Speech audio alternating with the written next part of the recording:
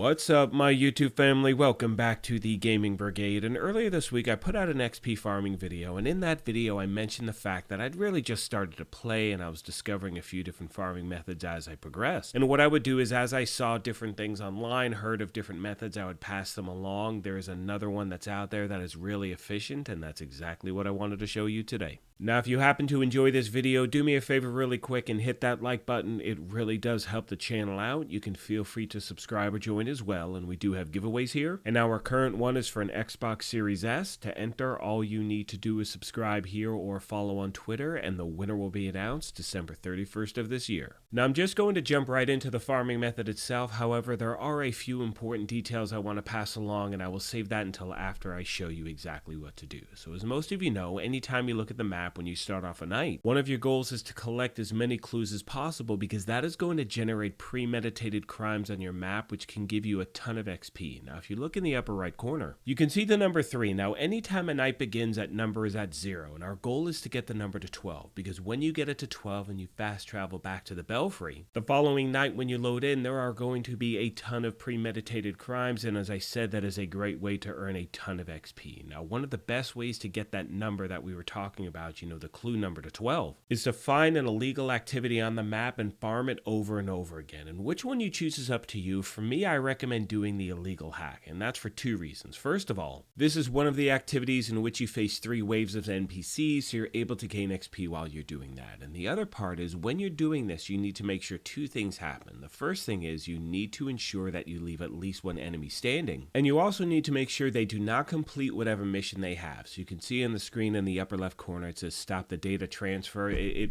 really takes them a long time to do that, so you have no problem getting through these enemies whatsoever. Now, as I said a moment ago, you can choose any illegal activity that you want on the map. It is up to you. I like picking the ones that are a little bit longer. That way I don't accidentally finish them. Now, what'll happen next is once all these enemies are defeated, and there's the final enemy standing, and again, just make sure you watch that upper left corner so you do not actually complete what's going on. You can see I already know it's clear as day. We have 1 enemy left, and they haven't completed their mission. All I'm going to do is return to the main menu. At that point, when I load back into the game, I'm going to respawn right by that illegal activity. It will be there on the map again, and I will continue to farm it over and over until I can get that clue number to 12. Now, a few things to mention as we move on. First of all, you can see that the illegal hack is back on the map, so I can go there over and over again. And the other thing is that your travel time to that illegal activity may be a little bit different than this. This one takes about maybe 5 or 10 seconds to get there. And regardless of which one you pick, that's kind of the range you're shooting for, because you're trying to be as efficient with your time as possible. And remember, the only goal is to get that number to 12. On that first attempt, we went from 3 to 5, so it's going to take about 5 more attempts to get to that number. Now, at this point, I'm just going to fast forward the gameplay, because we've gotten our information level to number 12 by collecting all of those clues. Now, I'm going to fast travel to the Belfry, and once I do that, that will end this evening. That'll end the first night, and when I get back into the game, that is when you're going to notice that the map is covered with different premeditated crimes, and you have a few different options you can choose from once you load back into the map. Now, the main goal you have is to find the highest premeditated crime you can on the map, because that's going to ensure that you get more XP and you get better loot. Now, when you load into the map, and it can depend on the evening, you're going to see those premeditated crimes ranked anywhere from very low to very high, and your actual level doesn't matter. You're going to see them under level 30, and I can still find on the map, and you'll see this at the end of the video, but I can still find crimes that are high or very high as well. So at this point, my friends, I have 9 or 10 premeditated crimes on my map, and they range from very low to normal. Now, what I can do is this. I can either rip through the map and complete all of those crimes, or I can use the same method that I did before, which is going to the highest one, taking out all the enemies except 1, going back to the main menu, and then respawning right at that location. You'll see as you take these enemies out, because the crime level is higher than,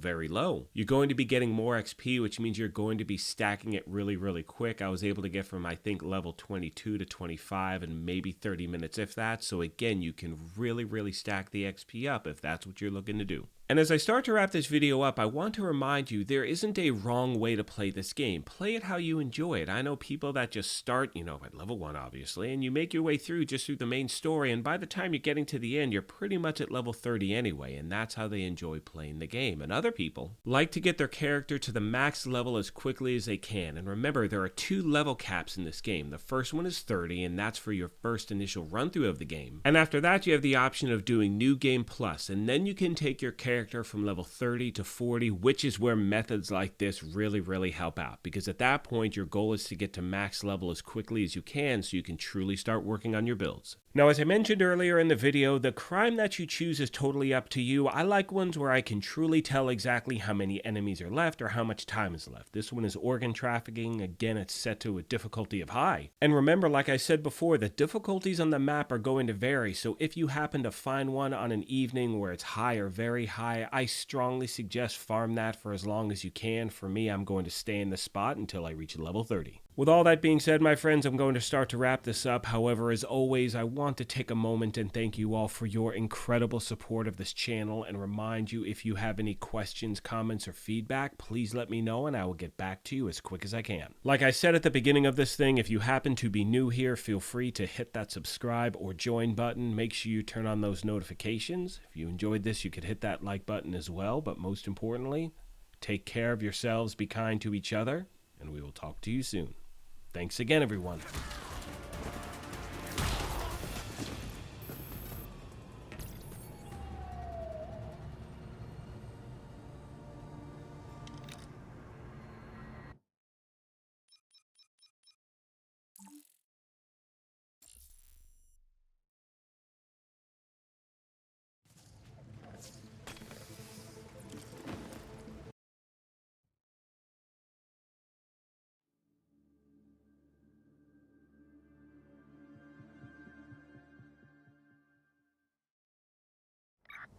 Needed by Port in Madison.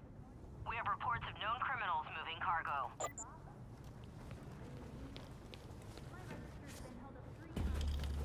Okay, let's do this nice and quiet. Gotta find out what's happening.